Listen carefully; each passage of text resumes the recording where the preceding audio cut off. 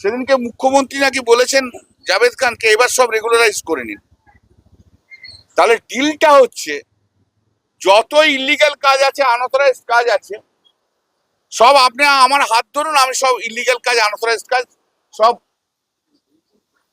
Regularise করে দেবো। সেই নোটিশটাই দেখলাম যে একটা ডিমোলিশনের নোটিশ আছে। সেই ডিমোলিশনের নোটিশটায় ফার্স্টে তাকে যাকে অ্যাড্রেস করা হয়েছে তাকে বললাম, এই ভদ্রলোক কি, কাকে এই নোটিশটা দিয়ে উনি এসছেন? তবে না না, ওনারা থাকেন না এখানে, ওনারা কারা বলে জাভেদ খানের ফ্যামিলির সব লোকের নামে এইসব নোটিশ দেওয়া হচ্ছে। তো আমি বললাম যে আপনারা নোটিশ দিচ্ছি, তা আপনারা কারা? বলছে আমরা ওই বিল্ডিং এর সব ফ্ল্যাট কিনেছি। তো আমি বললাম ফ্ল্যাট কিনেছেন, তো ফ্ল্যাট তো মিউটেশন হয়েছে নিশ্চয়ই, তো আপনাদের নামে নোটিশ নেই কেন? বলো মিউটেশন হয়নি। আমরা মিউটেশন হয়নি মানে আপনারা যে ফ্ল্যাট কিনেছেন তার কাগজ কোথায়? তখন বলছে এই ফ্ল্যাট গুলো আমরা, এই বিল্ডিং গুলো আমরা কিনেছি সমস্ত ওই নোটারি পাবলিক আছে না, তার কাছে একটা দলিল করে আমরা কিনেছি। আমরা টাকাটা কিসে দিলেন? বলো টাকাটা 70 থেকে 80 লক্ষ টাকা করে নিয়েছি। তা আমরা টাকাটা চেকে দিয়েছেন? বলো না, আমরা ক্যাশে দিয়েছি। কোন সেল ডিড রেজিস্টার্ড হয় মানে কোন সেল ডিড রেজিস্টার্ড নেই ওদের নামে। এরপর আমি জিজ্ঞেস করলাম যে আপনাদের এই বাড়ির সব প্ল্যান আছে?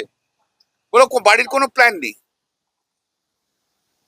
তখন বললো যে কজন এসছেন আপনারা আমার কাছে? ওই এরকম 7টা বিল্ডিং রয়েছে, এক একটা বিল্ডিং এ প্রায় 800-900 থেকে ফ্ল্যাট রয়েছে। সেখানে অনেক গরিব মানুষরাও এসছিল। সেই গুলোতে ডিমোলিশন নোটিশ হয়েছে। আমি যখন জিজ্ঞেস করছি তখন জাভেদ খানের যারা লোক, যারা ওন লোক, তারা চেঁচামেচি করতে আরম্ভ করলো। এরা আমাদের বিরুদ্ধে বলছে, আমাদের বিরুদ্ধে বলছে। আমি বললাম ভাই, আমি উকিল, আমার কাছে একটা লোক এসছে, সে যেই পার্টি থাকুক, আমাকে তো কেসটার সত্যতা জানতে হবে, নাহলে তো আমি পারবো না।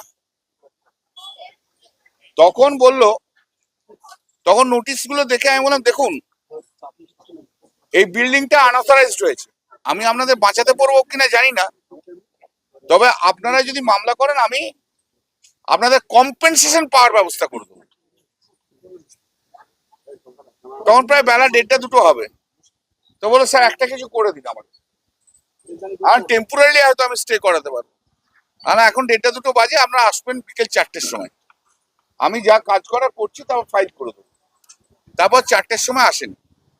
আমি যা বুঝলাম, এই যে 7টা বিল্ডিং যেখানে নোটিশ দিয়েছে, সেই বিল্ডিং এর 1 নম্বর যে টোটালি আনঅথরাইজড কনস্ট্রাকশন, সেকেন্ডলি কোনো সেল ডিড নেই, ইনল কোনো সেল ডিড নেই, ক্যাশে সব ট্রানজাকশন হয়েছে। আর এই মানুষগুলো আজকে এফেক্টেড।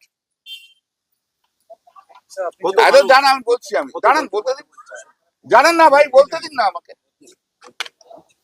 এত মানুষ এফেক্টেড, 7খানা বিল্ডিং তৈরি করেছে। এই যে এপিসোডটা যখন শুরু হচ্ছে দেখবেন, ওই 24-25 মের সময় ক্যালকাটা কর্পোরেশন নোটিশ দিত ভাঙবো টাঙবো, তারপর থেকে এই যে এপিসোড ঋতিব্রত ব্যানার্জিকে নিয়ে ঘিরেছিল, তারপর থেকে সব স্তব্ধ হয়ে গেল। কিন্তু ক্যালকাটা মিশন একদম চুপ হয়ে গেল, বা পুরো স্টেট গভর্নমেন্ট চুপ। জাভেদ খানের ওই বিল্ডিং একটাও ভাঙা হবে না।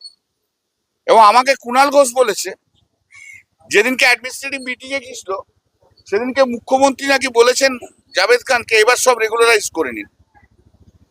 তাহলে ডিলটা হচ্ছে যত ইলিগাল কাজ আছে, আনঅথরাইজড কাজ আছে, সব আপনি আমার হাত ধরুন, আমি সব ইলিগাল কাজ, আনঅথরাইজড কাজ সব রেগুলারাইজ করে দেবো। এই আনঅথরাইজড কনস্ট্রাকশন কোনো মতে রেগুলারাইজড হয় না। এবং উনি যা করেছেন, আমি ভাবতেই পারছি না যে মানুষকে এইভাবে চিটকেও করতে পারে। সত্যটা জেনে গেছি তাই ওনার রাগ হয়েছে, আমার উপর বিরুদ্ধে বলছে। এবার শুধু দেখার, বাংলার মানুষের দেখার যে এই গরিব মানুষকে গুলোকে যে চিট করলো তার বিরুদ্ধে কি পদক্ষেপ হয়। তৃণমূল আমলে তৃণমূল আমলে কেন হয়েছে? হয়েছে বাম জমানায়। তৃণমূল আমলে হয়নি, এসব হয়েছে বাম জমানায়। এরা আজকের তো নয়, বিল্ডিং গুলো কত ফ্যামিলি দীর্ঘদিন ফ্যামিলি। আমার তো মনে হয় 4-5 হাজার ফ্যামিলি তো হবেই, 5-6 হাজার হতে পারে। तो दादा यही कारण है कि ये लोग नया तृणमूल হ্যাঁ হ্যাঁ হ্যাঁ, ওই তো বলা। এর হচ্ছে ডাস্ট, ওই যে যেমন যারা বিজেপি কে যেমন ওয়াশিং মেশিনে ঢোকালে ওয়াশিং মেশিনে ক্লিন হয়ে যায়, তো এখন এই বিজেপি শুভেন্দু অধিকারী সরকার এখন সব বুঝে গেছে ওয়াশিং মেশিন, তাই আরেকটা ওয়াশিং মেশিন তৈরি করেছে, थोड़ा हिंदी যে যে ওয়াশিং মেশিনে ঋতুব্রত ব্যানার্জি রয়েছে আর কি। সেইখান থেকে ওয়াশ হবে, শুভেন্দু অধিকারীর হাত ধরবে, ধরে সব যত ক্রিমিনালরা আছে সব ক্লিন হয়ে যাবে।